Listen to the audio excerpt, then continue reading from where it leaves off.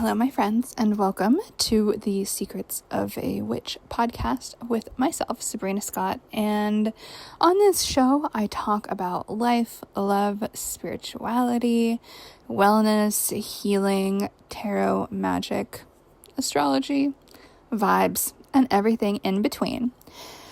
And today I just wanted to jump right into it and talk about something that I've been thinking about over the last little while. Something that has been inspired by my own life and also just experiences with people, observations about people and how they behave in person and online and just existence. And one of the things I want to talk about is how it's so important to have an optimistic imaginary, by which I mean an outlook, like a structure of life, a structure of thinking, a way of understanding the world, rather than what I would call a pessimistic imaginary. And why am I even thinking about this? Honestly, a lot of it has to do with my PhD. And I know I am the world's slowest PhD student. That's not what I'm going to be talking about today. But I've been reflecting lately on academia and all my time in academia and what did I learn, the type of people I met, the type of environments I was in, all of the books I had to read, which, as you guys know, was like hundreds and hundreds and hundreds of books. For my comprehensive exams alone, I had to read 150 books. That was a lot. And I read them cover to cover because I'm slightly OCD, and I mean that in a non-clinical way. And I'm a bit of a completionist. If I start a book, I want to finish it. I don't really abandon books, and I don't like reading only little parts of books. I like to read the entire thing. And so I tortured myself and did that, even though it was something I didn't technically really have to do. And I'm sure my supervisors would have advised against it. But alas, this is who I am as a person, especially as a Virgo rising and Sag sun. But anyway, one of the things I noticed as I've been going over my academic time and revisiting some books, because I'm going to have to reference them or quote them or at least speak to them in some way in this last portion of my PhD, is how, as a general rule, a lot of these books are incredibly pessimistic. And not all of them, obviously, but it's incredibly common that a lot of thinking in the humanities writ large, which is kind of I guess, what my department moved into. We used to be housed in a science department. Now, technically, we're in the humanities department, even though it's the same program, which is called Science and Technology Studies, in case anyone is new. And a lot of these books, let's say, are critiques of power, critiques of structures, social structures, critiques of this and that. And I've been reflecting on how I don't really have any academic friends left. Like a very few, obviously there's a few, very tiny handful.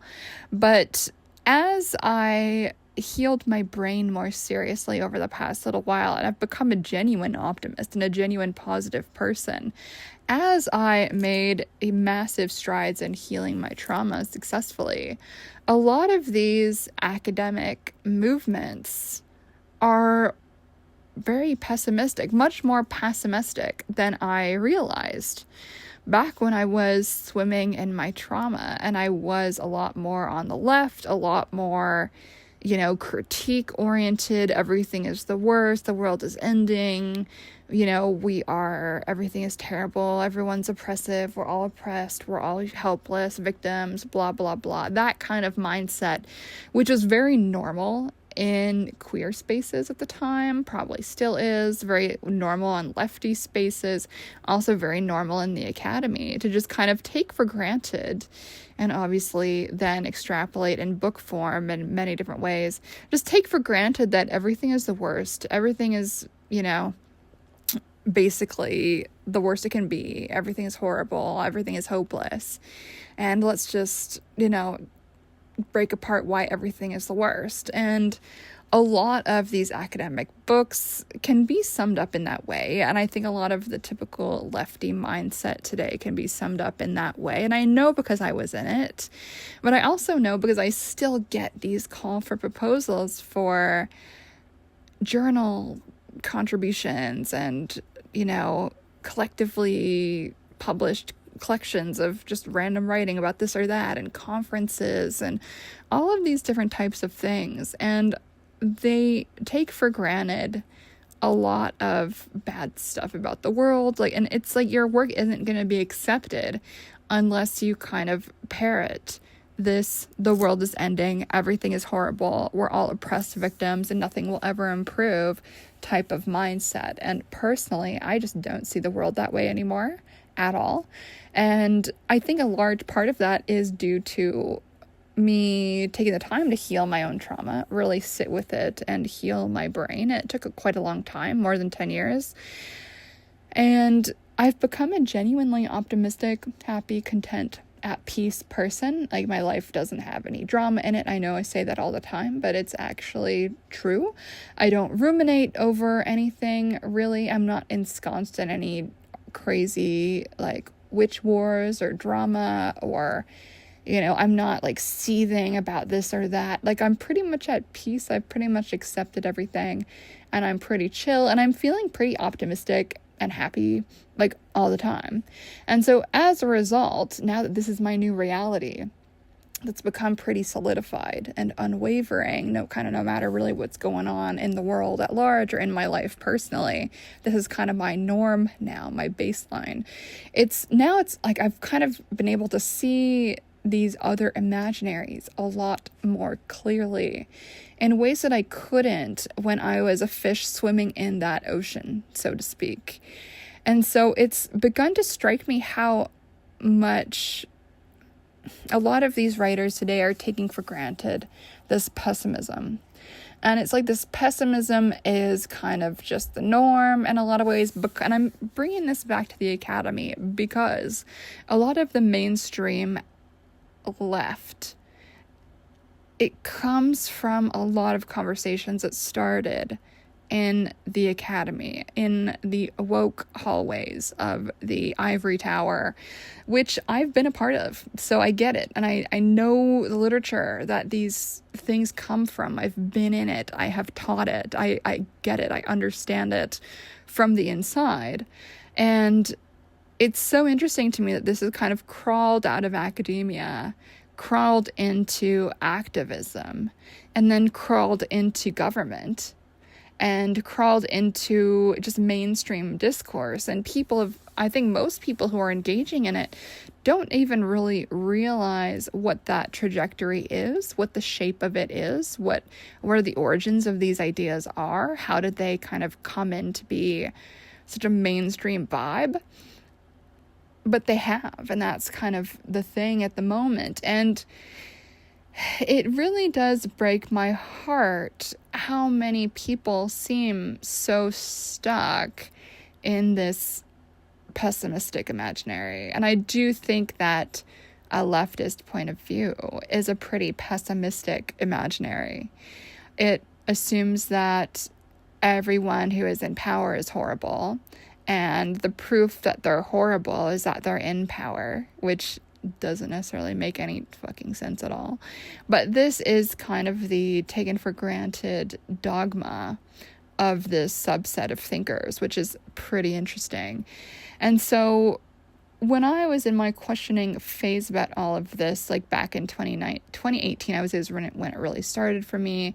2020 was when it really solidified, I need to step away from this.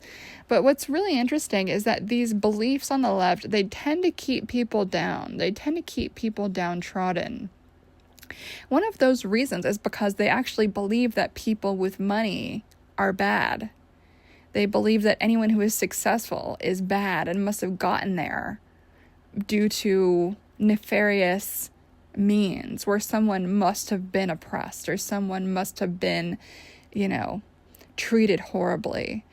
And when I decided in 2020 that I wanted to stop playing small and actually start being successful and start actually making money and breaking out of this very small ceiling that I'd created for myself, because I thought that I would never be able to achieve certain things would just always be off limits. For me, I would always be like a broke artist, and that was just my role in this world, and like that was fine because everyone I was surrounded by was also a broke artist on the left.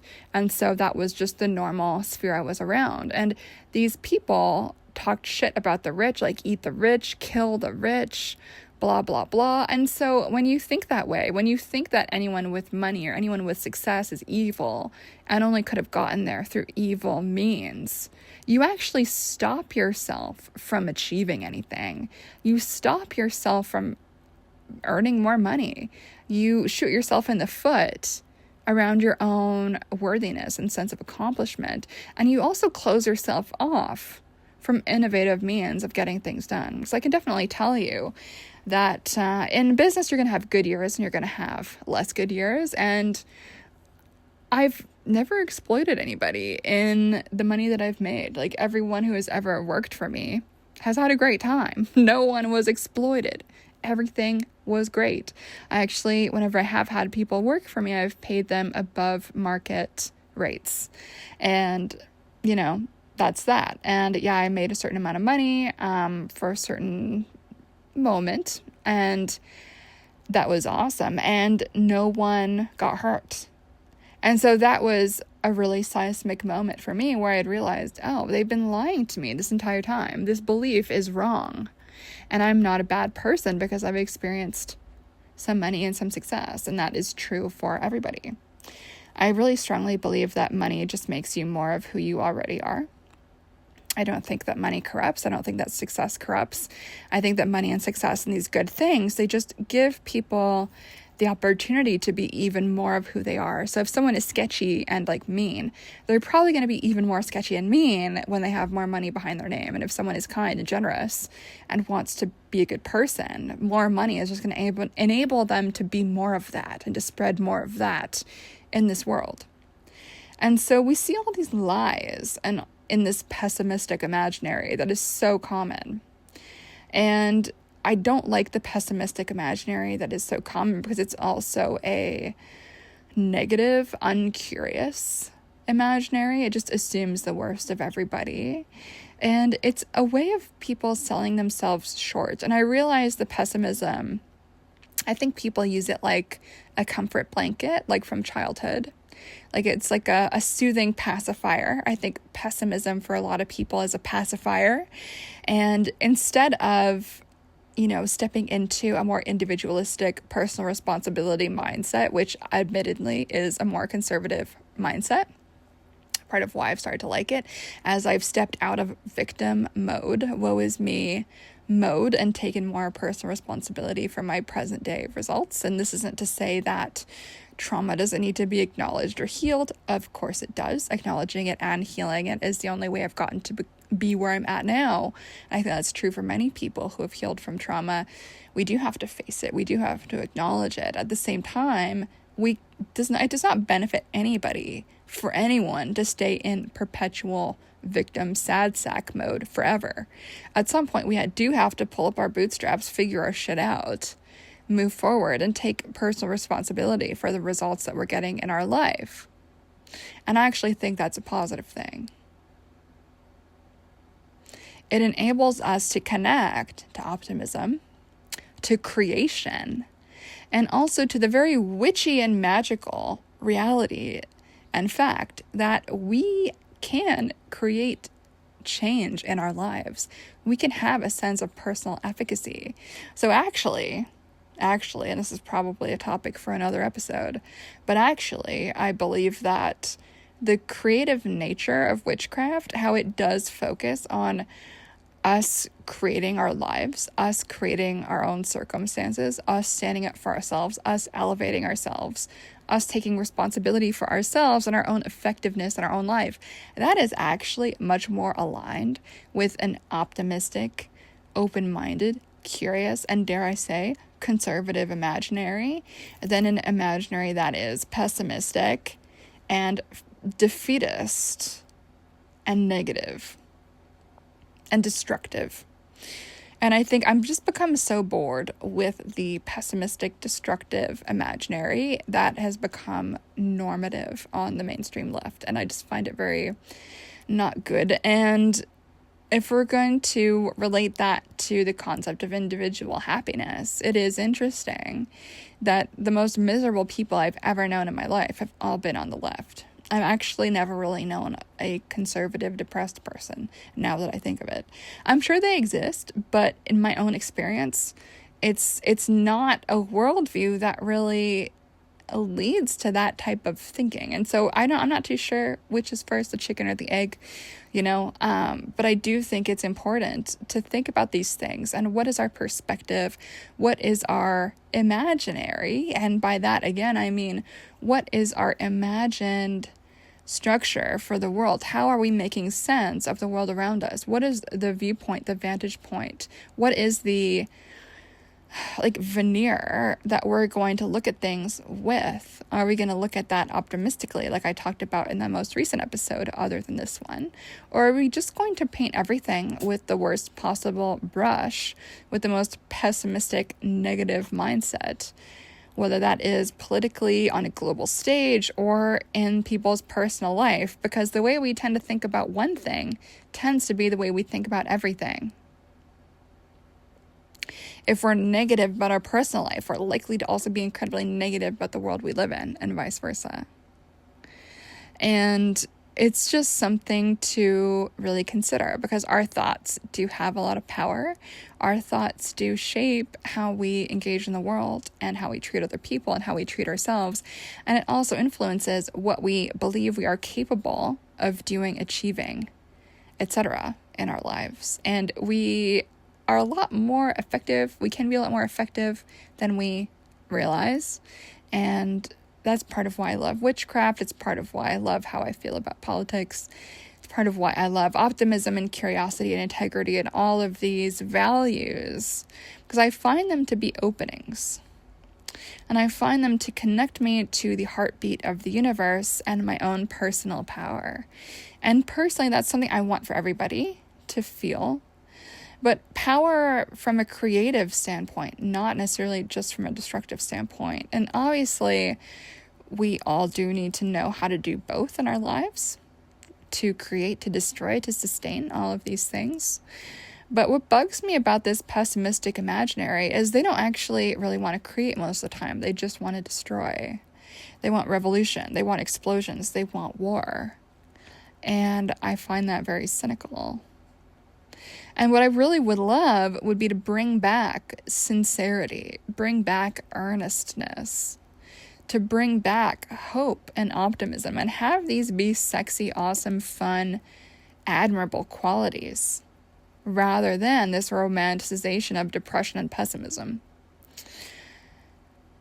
I have seen people wear t-shirts where it's like, I don't know, very pessimistic and weird, and there's a cartoon character, then it says something very depressing, like, where's my wine, or all days are bad days, or on a cup of coffee, instead of saying espresso, it says depresso, or something like that. And I realize that's supposed to be quirky and cute, but I fucking hate that stuff, and I find people who wear that stuff to be hella lame, and it's just so cynical and depressing and just not cool. And I want to make cynicism uncool and unsexy. That's my dream. So I want everyone to be optimistic. And I know that multiplicity is beautiful and everyone needs to do their own thing, and that's cool. There's room for all of us on this planet. But I do want to make sincerity, hope, creativity, rather than destruction and all of that, the norm. And I know some of you guys might be thinking, listening to this and just thinking, Sabrina, the world is exploding. How dare you be optimistic? You clearly are just ignorant and you don't know what's going on, blah, blah, blah. Trust me, I do know what's going on. That being said, I think it's important that when other people panic and freak out, that we're able to have the emotional sobriety, the strategic forethought, and the awareness to see, okay, where's the opportunity here? What can be created? So for instance, when COVID in Toronto, we had lockdowns and all the stores were closing. In my old neighborhood, honestly, whenever I'd go for a walk, every second, third, or fourth building, depending on the street I was on, would be boarded up. The shops would be like out of business, closed. And on one hand, it would be easy to just look at that and say, oh my God, the world is ending. This is so horrible. All these people going out of businesses. I'm going to go cry and be depressed about how horrible, blah, blah, blah. But that actually was not my perspective. Like, on one hand, it's like, yeah, that sucks for those people. But on the other hand, my thought process was, wow, well, this is going to create an opening for people who might not have been able to afford opening a new business and renting out a storefront because it would have been too expensive during normal times. But during this pandemic, probably there's going to be a lot of new businesses that are going to have the opportunity to start. And I'm really curious what this stretch of street is going to look like once the vacancies are filled. There's new opportunities. That's how I think, personally. Where's the opportunity? Where's the growth? I think a lot of people are afraid of change. They're afraid of endings. They're afraid of the destruction of certain things, right? Using COVID as just one example. Or also, it could be like breakups, divorce, whatever. But it's possible to look at, okay, where is the growth opportunity? And obviously with COVID, the growth opportunity for me was online learning. And that's something I was starting to do even before the pandemic. But for many people who did not have that forethought, they were able to pivot online, and that was an expansive thing. And for many people, it made it a lot easier for people's content and courses and teachings to reach disabled people and people who had mobility issues or just health stuff and couldn't leave the house. It's created more work from home, which is great for disabled people and people with other health stuff or just energy level stuff that can't always go to work. It's great. And so, yeah, COVID was horrible, but there was a lot of these other really interesting, cool things that changed, right? Like now there's wine at restaurants that's for sale. That never was really a thing before here. Now people work from home a lot more. It's a lot more common for everyone to know how to do an online meeting or a Zoom or whatever.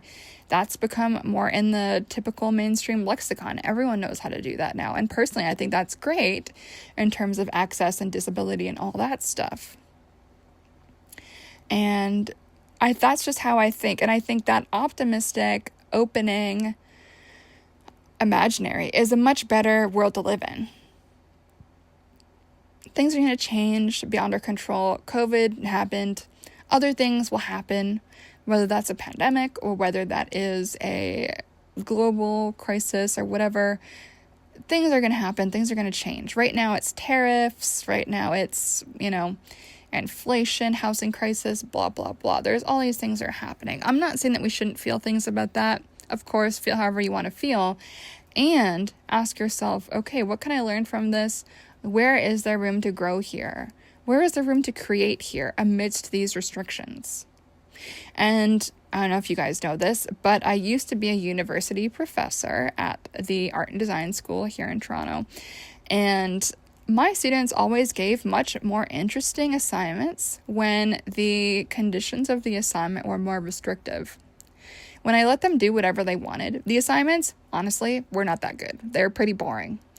And I do feel that sometimes constrictions, restrictions, rules, these things that might seem bad can actually create the conditions for even more creativity and innovation, if you only see it that way.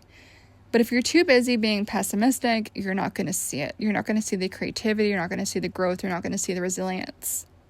And you're going to get left behind and probably be depressed. So that's that on that. So notice pessimism in yourself. Notice pessimism in those around you. And what I would say is do the best you can to reorient yourself.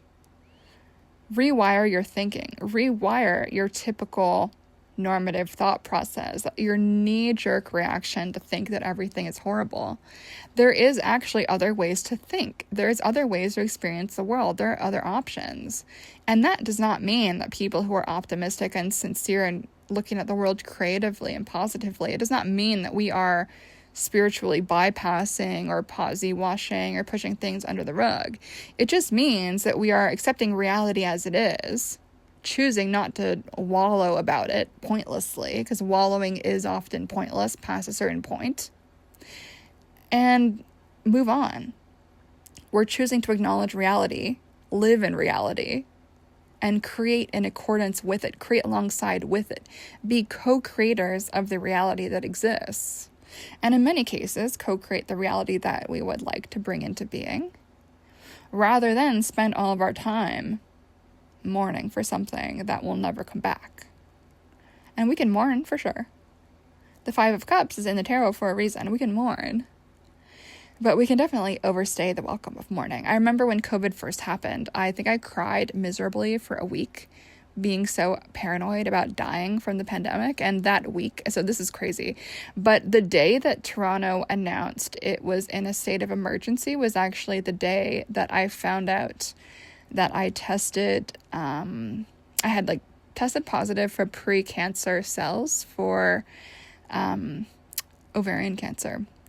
And so, or cervical cancer, I don't know, one of those, I can't remember. Actually, it probably was cervical cancer. Anyway, I don't remember anymore, but I'm pretty sure it was that. And so I was like, oh no, the world is ending. I might die. I'm freaking out. I was having my whole fucking meltdown. And so I gave myself a week to have a fucking meltdown, and I was crying all day, every day, so depressed. And then after a week, I was like, all right, snap out of it. Let's fucking get back to work. And then I created the most successful summer my business ever had. You know what I mean? And so we have to be able to be resilient. We have to find the optimism. We have to find the creativity in whatever it is we're going through. And if I could do it during COVID, during that circumstance, you guys can do it now with whatever the hell is going on in the world right now, whether that's tariffs or border stuff or whatever. Figure it out. And I realize that might sound a bit bitchy, but suck it up, no one is going to hold your hand. You're a grown adult if you're listening to this, most likely.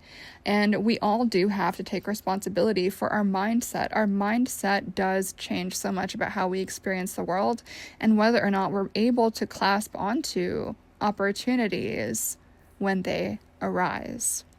So that's my rant for today, you guys. I hope that was at least somewhat interesting. Personally, I'm really passionate about this topic. And another thing that got me thinking about this was the last few days I decided to, actually by the time this goes live, it'll probably be a week or so ago, I decided to rewatch some of my favorite Miyazaki Studio Ghibli movies from my childhood.